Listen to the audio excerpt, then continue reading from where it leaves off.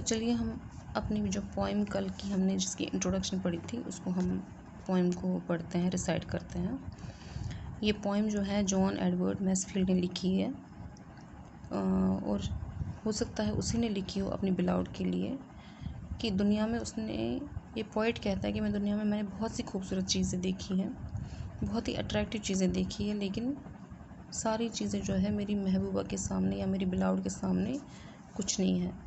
यानी उनको अपनी बिलाउड जो है वो दुनिया में सबसे ज़्यादा खूबसूरत लगी। I have seen dawn and sunset on moors and windy hills, coming in solemn beauty like slow old tunes of Spain. I have seen the Lady April bringing the daffodils, bringing the springing grass and soft warm April rain. I have heard the song of the blossoms and chant of the sea, and seen strange lands from under arched white sails of ship. But the loveliest things of beauty God ever has shown to me are her voice and her hair and eyes and the dear red curve of her lips.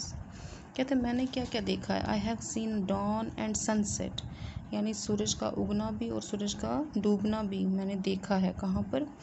On moors and windy hills, खुले खुले मैदानों में भी और पहाड़ों पर भी मैंने वो देखी है, सनसेट देखी है। यानी हर एक जगह मैंने सनसेट जो है सनसेट या सनराइज़, सूरज का उगना और सूरज का ग्रूब होना, ये मैंने देखा है। जहाँ जहाँ इसकी खूबसूरती दिखती है वहाँ वहाँ मैंने देखा है। और ऐसा लगा कि जैसे ये जो जब सूरज उगता है या सूरज डूबता है तो ये बहुत आहिस्ता आहिस्ता होता है। ऐसा लगता है सूरज जो है आहिस्ता आहिस्ता चल रहा है, नीचे नीचे की तरफ जा रहा है या ऊपर की तरफ आ रहा है। यानी वो जो उसकी मूवमेंट स्लो मूवमेंट है, वो स्लो मूवमेंट इसको कैसी लगी? जैसे कि ओल्ड ट्यून्स ऑफ स्पेन, यानी स्पेन के जो म्यूज़िक है वो स्लो म्यूज़िक हो सकता है, जिसके कंपैरिजन इसने किसके साथ किया है? हाँ, राइजिंग और सेटिंग ऑफ सन, यानी सूरज का उगना और सूरज का ग्रूव होना दोनों उसको कैसे लगे? जैसे कि ओल्ड ट्यून्स ऑफ स्पेन, यानी इसको दोनों चीज़ें अच्छी लगती हैं, सूरज की मूवमेंट भी और स्पेन का म्यूज़िक भी। I have seen the Lady April bringing the daffodils, bringing the spring grass and the soft warm air April rain. इसके अलावा मैंने क्या देखा है? लेडी अप्रैल। यहाँ से लेडी अप्रैल, अप्रैल के साथ लेडी क्यों लगाया? क्योंकि अप्रैल में जो है चारों तरफ बहुत ही खूबसूरती होती है, ग्रीनरी होती हैं, ब्लॉसम्स होते हैं, फूल होते हैं, हरी हरी घास होती है। तो ये सब कुछ जो है इसको, इस अप्रैल को जो है इसने एक खिताब दिया है लेडी, यानी खूबसूरती ज़्यादातर किस में दिखती है?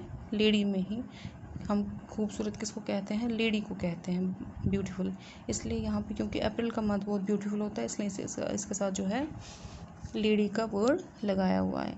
यानी जो अप्रैल है, अप्रैल का खूबसूरत महीना जो है, इसमें जो जो चीज़ें आती हैं, डैफोडिल्स, हाँ, जो भी फूल आते हैं, स्प्रिंगिंग ग्रास, छोटी छोटी घास उगती है, और सॉफ्ट वार्म अप्रैल रेन, और कभी कभी बारिश भी होती है जो इंसान को अच्छी लगती है। ये सब खूबसूरती मैंने देखी है।